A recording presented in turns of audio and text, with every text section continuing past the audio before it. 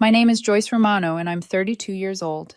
If you'd asked me a month ago what my life looked like, I'd have told you it was perfect, or close enough to fool anyone looking from the outside. I was engaged to a man everyone called too good to be true, Orlando Cole. 30 charming, thoughtful, in that quiet way that makes you trust him without trying.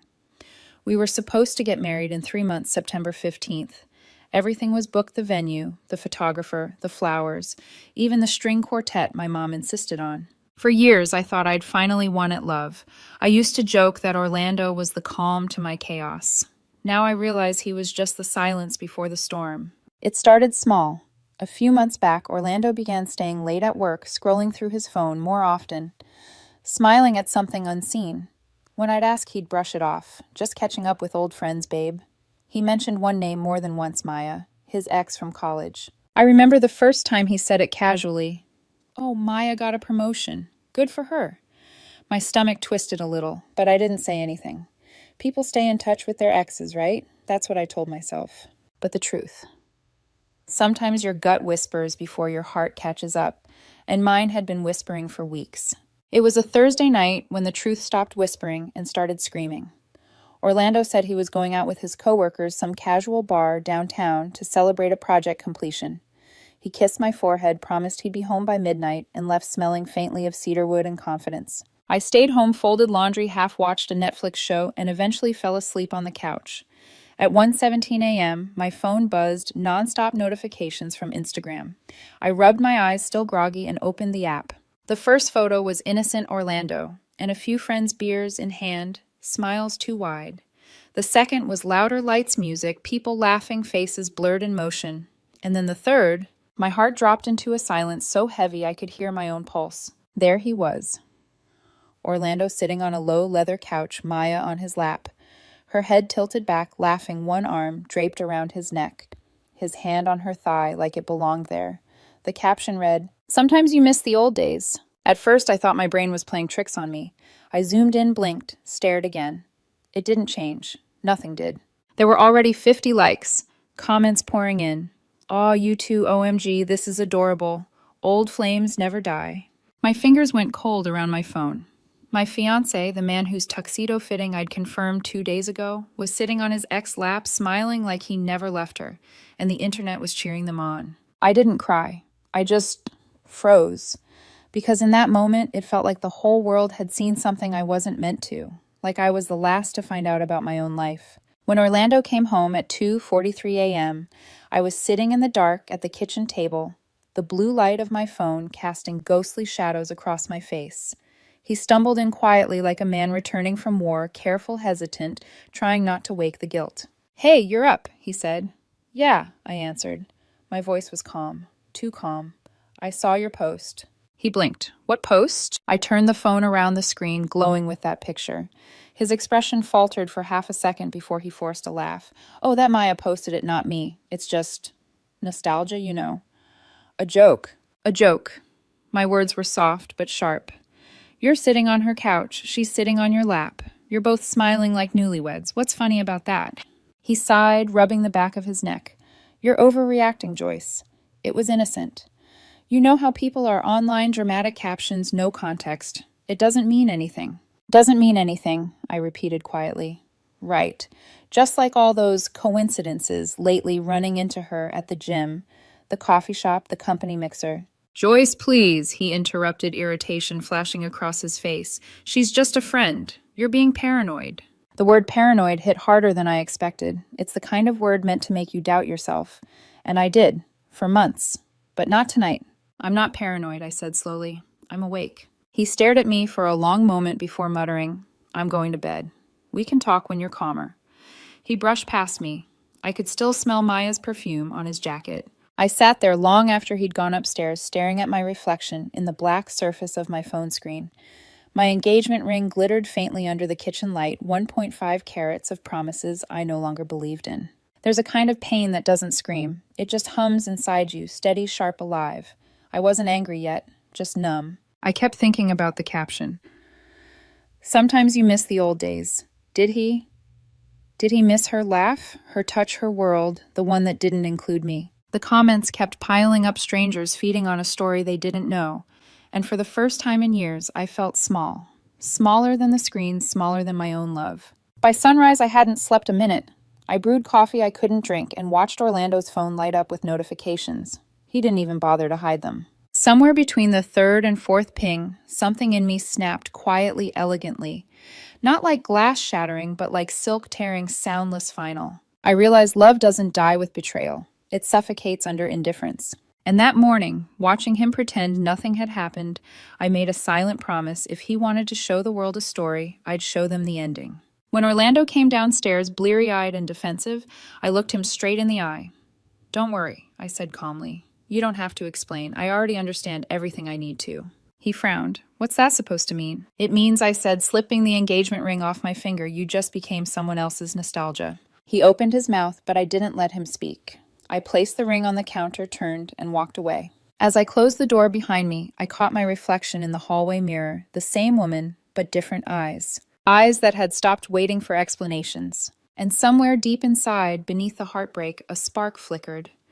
The quiet, dangerous kind of strength that only comes after the truth finally burns everything else down. The morning after the photo felt unreal, like I'd woken up inside someone else's life. Orlando was still asleep upstairs, his soft breathing echoing through a house that suddenly felt too big, too quiet, too staged. I sat on the edge of the couch, my coffee gone cold hours ago, scrolling through the photo again. It was still there. The comments, the hearts, the captions, all frozen in digital time. The world already knew what I was still trying to process, and that made it worse. By noon, Orlando came downstairs, rubbing his eyes like a man nursing a hangover he didn't earn. He looked at me, tentative, testing the air before he spoke. "Morning." I didn't answer. My silence was deliberate, heavy. He sighed. "You're still mad." I looked up slowly. "You think I'm mad?" My tone was soft, dangerously soft. "You humiliated me in front of 1,000 people, Orlando. I'm not mad, I'm processing." He frowned, leaning on the counter. "You're blowing this out of proportion. It was just a stupid picture. Maya was being playful." "That's it." "Playful," I repeated, almost laughing. "She was sitting on your lap, Orlando." So, his voice rose slightly. "We dated years ago. It's not like that anymore. You know that. You're acting like I kissed her or something." "Do you need it to be physical for it to be betrayal?" I asked quietly. That silenced him for a beat. He opened his mouth, then closed it again, retreating behind that mask of tired indifference I'd grown to hate. We ate breakfast in silence. The kind of silence that isn't peaceful, it's sharp, full of unsaid words pressing against your ribs. Every clink of a spoon felt like a scream trying to escape. Finally, I said, "You've been distant for months, always somewhere else, always on your phone. You say you're reconnecting with friends, but somehow Maya keeps showing up at your gym, your office, happy hours, even your damn coffee shop. What are the odds?" He put his fork down slowly. "It's a small city, Joyce. Things overlap. You're reading too much into it." I studied him, the way he avoided my eyes, the tiny twitch in his jaw when he lied. "You're good at that," I murmured. "At what?" "Lying like you believe yourself." He scoffed, grabbed his keys, and stood up. "I can't do this right now. I have a meeting." I tilted my head. "You always do." He hesitated, maybe realizing that no meeting could hide him this time, then left without another word. The sound of the door slamming echoed like punctuation on a sentence I didn't want to finish. That afternoon, I went for a walk. No destination, just movement. The city looked different, somehow grayer, even though the sun was out. Every couple holding hands on the street felt like a tiny stab. I hated that love could look so effortless when mine had started to rot quietly months ago. At a shop window, I caught my reflection. Messy hair, puffy eyes, engagement ring still on my finger. For a moment, I wanted to rip it off and fling it into traffic. But I didn't. Not yet. Because deep down, I knew something. When love dies, you don't bury it immediately. You keep staring at it, waiting for it to breathe again. When I came home that evening, Orlando was sitting on the couch, scrolling through his phone. His voice softened when he saw me. "Hey, look, maybe I was insensitive. I'm sorry." "Okay." "You know how social media twists everything." His tone, calm, patronizing, made me clench my fists. "You're not sorry for what you did," I said. "You're sorry because people saw it." "That's not fair." "Fair," I almost laughed. "You want fair would have been you remembering that you're engaged before you sat on your ex's lap." He rolled his eyes. You're so dramatic sometimes, Joyce. You twist things to make yourself the victim. There it was, the gaslight, the subtle, cruel little twist of words that made me question my own sanity for months. I took a slow breath. If I'm dramatic, it's because you keep giving me scenes worth performing. He stared at me frustrated, like he didn't know how to argue with calmness. I can't talk to you when you're like this, he said finally. I'll be at my brother's place tonight. Of course you will, I replied. Say hi to Maya if she's there. His jaw tightened, but he didn't answer, just grabbed his jacket and left. The door closed again, softer this time, almost ashamed. I stood there for a long while, the quiet swallowing me whole. The apartment was full of our photos, vacations, birthdays, little smiles captured in better times. It all felt fake now, like a movie set built around a love story that had already ended off screen. I walked over to the fridge and took down one of the Polaroids, US laughing on the beach, his arms around me. I stared at it until my vision blurred, then tore it cleanly in half. Goodbye, I whispered. That night, I couldn't sleep. I lay in bed, staring at the ceiling, the ring still on my nightstand. The air was thick with memories that refused to die quietly. I thought about the girl I used to be, the one who defended him to her friends, who brushed off red flags as insecurity, who believed trust meant never questioning. And I realized something that hurt more than the betrayal itself. He hadn't broken my heart. He'd trained me to doubt my own perception. That was the real cruelty, not the photo, not the lies, but the quiet erosion of my confidence. At dawn, I got up, made coffee again, and sat by the window. The city was waking up, unaware that mine had fallen apart. For the first time, I didn't cry. There's a strange calm that comes after devastation when you finally run out of tears. It's not healing. It's not forgiveness. It's something in between, a kind of stillness before the storm of clarity. As I looked down at my phone, the photo notification pinged again. Maya had posted another picture, a close-up of a glass of wine, the caption, "Unfinished business, tastes sweet." My lips curved into something that wasn't quite a smile. All right, I whispered to myself, let's finish it then. The next morning, I woke up feeling different, not lighter, not happier, but sharper, like grief had burned everything unnecessary away and left only clarity behind. Orlando hadn't come home. His toothbrush was still in the holder, his cologne still on the dresser, but his presence was gone like a ghost that had finally stopped pretending it belonged among the living. I made myself coffee and stared at the engagement ring lying on the counter. It sparkled like it had secrets. The same ring that once symbolized love now looked like evidence, a beautiful, glittering piece of proof that I'd been fooled. I picked it up, held it to the light. 1.5 carats of everything I thought I knew. And then I decided if he wanted to embarrass me in public, I'd answer in public too. Not out of spite, but out of truth. Because silence only protects the liar. I took a deep breath, grabbed my phone, and set the ring against a dark velvet scarf. It looked expensive, almost arrogant. Perfect. I opened Facebook Marketplace and started typing. 14K white gold engagement ring with 1.5 carat solitaire diamond. Excellent condition. Comes with appraisal certificate. Engagement off. Ring for sale. Comes with too many lies. I hesitated for half a second the way you do before jumping off a cliff, then hit post. It went live at 9:27 a.m. The captions spread like wildfire. Within minutes, my phone buzzed with messages. Is this real, girl? Are you okay? You're my hero for this. My best friend Lila called first. Joyce, what the hell did you do? Finally told the truth, I said simply. She was quiet for a second. Then she laughed that deep, knowing laugh only a friend who's seen your heartbreak up close can manage. I love you. But you know this is going to explode, right? I'm counting on it. By noon, the post had over 500 shares. Strangers were commenting, debating whether I was savage or heartbroken or both. A few even asked for the price seriously. One woman wrote, I'll take it if it's still available. My daughter's getting married next month. But the message that caught my eye was from an account I didn't recognize, Ricky Cross. Hey, sorry to bother you, but is the Orlando in your post Orlando Cole from Westbridge Tech? Because if it is, his ex, Maya, is married. Thought you should know. I stared at the message, my pulse suddenly loud in my ears. Married. I clicked on his profile public. There it was, a photo of him and a woman captioned, My sister Maya and me at her wedding last year. Everything blurred for a moment. Maya wasn't just an ex, she was someone's wife. Which meant Orlando hadn't just been flirting with nostalgia, he'd been walking into another woman's marriage while still promising me forever. I sat back in my chair, heart pounding, but then I laughed. It wasn't hysterical, not even bitter. Just a small, exhausted laugh of recognition. Because of course there was more. When men like Orlando lie, they never stop at one truth. By 3 p.m., Orlando finally texted me. Orlando, take the post down, now. Me. Why is it bad for your image? Orlando. You're making a scene. Everyone's seeing this. My mom just called. Me. Good. She raised a man who sits on married women's laps. Orlando. That's not true. Maya and her husband are separated. Me. You sure? Because her brother doesn't seem to know that. There was a pause, then no reply. Half an hour later, my phone rang. The caller ID made me blink Mrs. Cole. I picked up slowly. Joyce.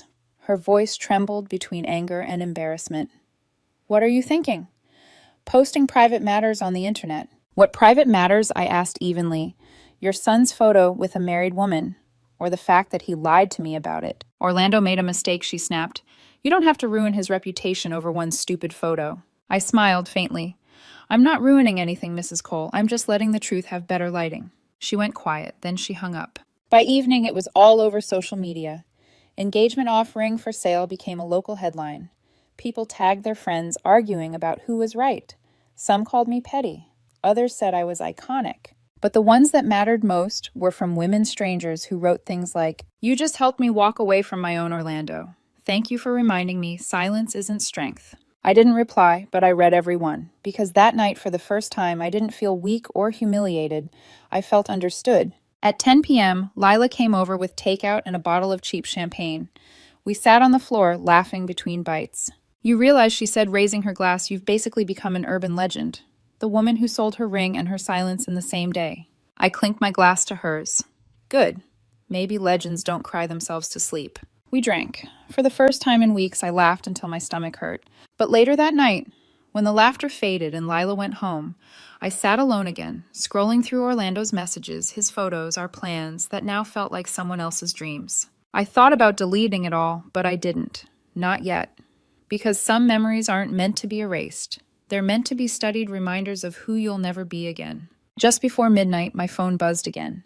Another message, this time from an unknown number. You should be careful who you trust, Joyce. Not everyone wants to help you. No name, no profile, just those words. I stared at it uneasy. The air in the room felt colder somehow. And for the first time since this began, I wondered maybe Orlando wasn't the only one with something to hide. By sunrise, the entire city seemed to know my name.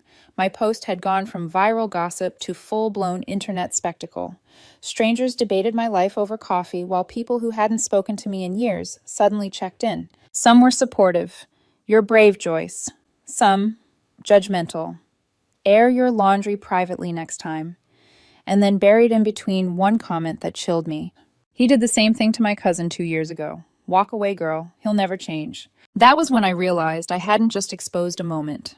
I'd cracked open a pattern. It was 9 a.m. when Orlando finally showed up. He didn't knock. He stormed in. His face was pale, jaw tight, eyes wide, like a man running from fire. What the hell did you do? He hissed, slamming his phone onto the table. I didn't flinch. Told the truth. Truth. He scoffed. You humiliated me, Joyce. Do you have any idea what people are saying? My coworkers saw it, my family. Your family should be thanking me. I cut in voice, calm, steady. They almost welcomed a liar into their house. You're insane, he snapped. This is vindictive. You could have just broken up with me quietly. Oh, like how you quietly sat on your married ex lap. His mouth opened, but no sound came out. His anger cracked for just a moment, and behind it, guilt. I took a slow breath, leaning forward. You know what the difference between you and me is, Orlando? I don't lie to make myself look good. He exhaled hard through his nose, pacing. You don't understand. Maya's going through something.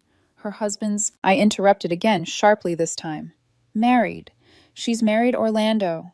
And you're telling me she's going through something?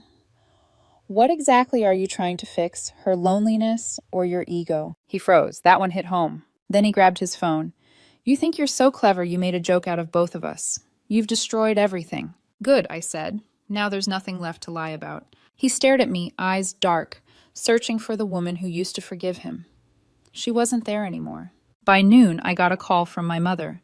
Her voice was firm but trembling. Joyce, are you sure this is the path you want to take? Yes, I said simply. She sighed. I don't want you to get hurt even more. People can be cruel online. I've already been humiliated publicly once, I replied. This time I'm in control of the story. There was a pause. Then her voice softened. Then hold your head high, sweetheart, because they're all watching now. By 2 p.m., the story hit the local news. A friend sent me the link. Viral post woman lists engagement ring online after fiancé's photo with ex. The video thumbnail showed a blurred image of me from an old work event next to Orlando's smiling face. The caption beneath it read, "When betrayal meets social media, everyone has an opinion." They read my post on air. The anchor even chuckled, repeating my caption. "Engagement off, ring for sale. Comes with too many lies." Then she smiled and said, well, she certainly made her point. The clip was shared thousands of times before dinner. That evening, the phone rang again. This time, an unknown number. Joyce Romano, the voice asked. "Yes, this is Mark Callahan from Channel 7. We're doing a segment on viral breakup stories. Would you be interested in an interview?" I hesitated. "I'm not sure I want to make this more public than it already is." He chuckled. "It's already public, Ms. Romano. You might as well own the narrative." I thought about it, about all the people making up their own version of my life, my heartbreak, my reasons. Owning the narrative suddenly didn't sound so bad. "Fine," I said, "let's talk." The next day, the interview aired. I didn't cry or yell. I just spoke clearly about betrayal, about boundaries, about how women are always told to handle things privately, even when they're the ones wronged publicly. Clips of me speaking went viral. Comments flooded in. She handled it with class. Finally, someone said it. Protect this woman at all costs. And somewhere buried deep in the comment threads, another account appeared. "You think you know everything, Joyce. You don't know what Orlando's really hiding." No name, no photo, just that. It unnerved me more than I wanted to admit. Later that evening, I got a message from Maya's husband. I didn't recognize the name at first, Liam Bennett. "Hi, Joyce. You don't know me, but I'm Maya's husband. I saw your story." She told me it was innocent, but I checked her phone. There were messages. Months of them. Late-night calls. Plans. I thought you deserved to know. Attached were screenshots. Orlando's name, the same tone I'd known so well. "You make me feel alive again. I can't stop thinking about you. Don't tell Joyce. She's been suspicious lately." Each word burned like acid down my throat. I didn't cry. I didn't even blink. I just sat there numb, reading proof of everything I'd already felt but hadn't wanted to believe. When Orlando came over again that night, probably to explain himself, I was ready. He walked in mid-sentence, already defensive. Joyce listened. Things got blown way out of... I held up my phone, showing him the screenshots. He froze. The color drained from his face. This isn't what it looks like," he stammered. "It's exactly what it looks like," I said. My voice didn't shake. "You weren't missing the old days, Orlando. You were trying to rewrite them." He looked around desperate. "We can fix this, please. We were good, Joyce. We were nothing," I interrupted. "You were pretending, and I was believing. That's not love. That's theater." His shoulders slumped. I made a mistake. "No," I said. "You made a choice." That was the last time I saw him. He left quietly without another word. By the next morning, he'd deleted his social media, and the internet had moved on to another scandal. But for me, the quiet after the storm wasn't peace. It was something heavier. Because when the noise fades, that's when you finally hear the truth you've been avoiding. And mine was simple. I'd been loving a man who didn't exist, at least not the version he showed me. That night, I took the ring out one last time, turned it in my palm, studying the light bouncing off the diamond. A symbol of promises never kept. Then I tucked it back in its box and sent a message to the woman who'd inquired earlier. "Hi, this is Joyce. The ring's still available if you're still interested." She replied immediately. "Yes, my daughter's getting engaged. Can I meet you tomorrow morning?" "Perfect," I whispered, setting the phone down. Because I was finally ready to let it go, the ring, the story, the pain. All of it. The next morning, the city felt strangely calm, like it was holding its breath after a storm. I woke up early, made coffee, and opened the curtains. The sunlight spilled into the apartment soft and warm, touching everything that used to remind me of him. The wine glasses from our engagement toast, the framed photo of us in Santorini, even the half-finished puzzle we never completed. For the first time, I didn't feel pain when I looked at them, just distance, as if those memories belonged to someone else. At 10 a.m., I met the buyer at a coffee shop downtown. A middle-aged woman with kind eyes approached me, smiling nervously. "Joyce." "Yes," I said. She sat down and placed an envelope on the table. 9,500 as we agreed. I handed her the velvet box. Take good care of it. It's been through enough. She opened it and gasped softly. It's beautiful. My daughter's going to love it. I smiled faintly. Good. It deserves a better story than mine. The woman reached across the table and squeezed my hand. Honey, I don't know the details, but you did the right thing. Some lessons are expensive, but they buy freedom. Her words lingered long after she left.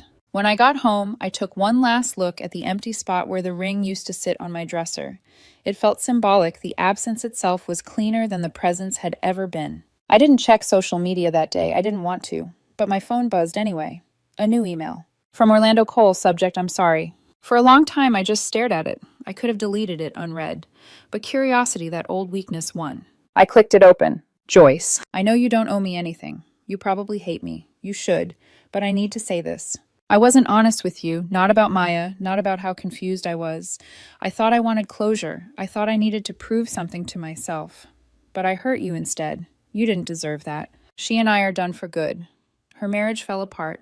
I've lost everything that mattered because I couldn't stop chasing ghosts. You were the real thing, Joyce.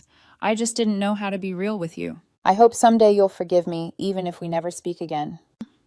Orlando. I read it once, then again, and then quietly I smiled. Forgiveness wasn't the same as forgetting. It wasn't even acceptance. It was just the moment you realized you no longer cared enough to hate. I deleted the email without replying. A week later, Maya's story broke. Someone, probably her husband, leaked screenshots of her messages with Orlando to a gossip blog. The internet that once adored her turned vicious. Comments flooded in. So she was the married one. Imagine wrecking two relationships for nostalgia. Maya disappeared from social media overnight. Orlando too. The noise that had filled my life for weeks suddenly vanished, leaving behind only silence, but this time it wasn't heavy. It was peace. I started running again, cooking for one, sleeping through the night. Small things. I even laughed real laughter when Lila called to tell me a meme had gone viral. When he says it was just a photo, sell the ring and your silence. I didn't mind. If humor was how people remembered me, so be it.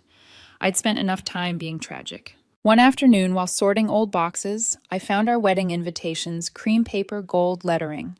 My name next to his still intertwined like it meant something. I stood for a moment, then took a lighter from the drawer. Flame met paper, and the edges curled. The ink bled into smoke, soft and gray. It wasn't revenge. It wasn't anger. It was closure. A few months later, I bumped into the woman who'd bought the ring. She recognized me instantly. Oh, Joyce, you won't believe it. My daughter just got engaged last week. Same ring, same sparkle. She said yes, under a maple tree in autumn. That's wonderful, I said. And I meant it. She smiled. I told her this ring already has a story, one that ended, so hers could begin. I walked away that day, feeling something I hadn't felt in months light. Like I'd finally stepped out of someone else's shadow. It's been 6 months now. I don't think about Orlando much anymore. Sometimes when a memory sneaks in, it's softer, like a movie I've already watched too many times. People still ask if I regret posting that listing, and I tell them the truth. No, because sometimes silence protects the wrong person, and sometimes the only way to heal is to make the truth loud enough that even your pain can hear it. One night, sitting on my balcony, I wrote in my journal. He wanted to relive the past. I wanted to build a future. We were never on the same timeline. I closed the book, took a deep breath, and watched the city lights flicker below. I didn't need revenge anymore. I had something better, peace earned the hard way. And if you ask me now what that ring was really worth, I'd say $9,500 and the rest of my life back. It's funny how quiet life becomes after chaos ends. At first I thought silence would be unbearable, that without the constant noise of messages, notifications, or apologies, I'd feel empty. But silence, it turns out, isn't emptiness. It's clarity. 6 months ago, I woke up every day to uncertainty, checking my phone for proof of love or evidence of betrayal. Now I wake up to sunlight sneaking through my curtains, to coffee that doesn't go cold, to peace that doesn't need validation. I still wear the small gold bracelet my mom gave me on my 28th birthday. She once told me, when people show you who they are, don't ask for subtitles. Back then I thought she was being cynical. Now I think she was just honest before I was ready to hear it. I walk every morning past the cafe where Orlando and I used to meet. The barista still remembers my order: oat milk latte, extra cinnamon. The first few weeks she'd glance at the door expecting to see him walk in behind me. Now she doesn't. Neither do I. Funny thing about heartbreak, it doesn't vanish. It just softens until it becomes background noise. A reminder, not a wound. Sometimes people recognize me from the story. They smile awkwardly, like they're not sure if they should say something. Once a woman stopped me outside the bookstore. She looked nervous, then whispered, "Your story helped me leave my fiancé. I saw myself in you." I didn't know what to say, so I just hugged her, because I knew exactly what that kind of freedom costs and how worth it is. A while ago, someone on social media wrote, "She got revenge by going viral." They're wrong. That was never revenge. Revenge is loud, ugly, and temporary. Peace, real peace, is quiet, beautiful, and permanent. What I did wasn't about humiliating Orlando. It was about reclaiming my story before someone else rewrote it for me. Sometimes late at night, I think about the photo, the one that started it all. Orlando and Maya laughing, her hand on his chest, that smug caption. Sometimes you miss the old days. I don't hate that photo anymore. In a strange way, I'm grateful for it, because it ended something that needed to end. And it began something better, a version of me who finally learned the difference between being loved and being chosen. Now, when people ask what happened, I just smile and say, I sold the ring and bought peace. They laugh, thinking it's a metaphor. But to me, it's literal truth. I sold a promise that wasn't real, and in return, I bought my silence back. Not the silence of weakness, but of strength. The kind that doesn't need to explain itself anymore. If you're watching this and wondering whether it's worth it to walk away, it is. I know it's terrifying. I know the nights feel endless. But one morning you'll wake up, pour your coffee, and realize you didn't think about them once. That's when you'll know you made it. Because healing isn't fireworks or fanfare. It's that quiet moment when you finally stop needing closure because you already closed the door yourself. They say revenge is sweet, but peace is quieter, cleaner, and lasts longer. I don't miss the old days anymore. I don't need to. Thanks for listening to my story. If you've ever had to choose truth over comfort or peace over someone you loved, tell me in the comments. And remember to subscribe because every ending deserves to be heard, especially the quiet ones.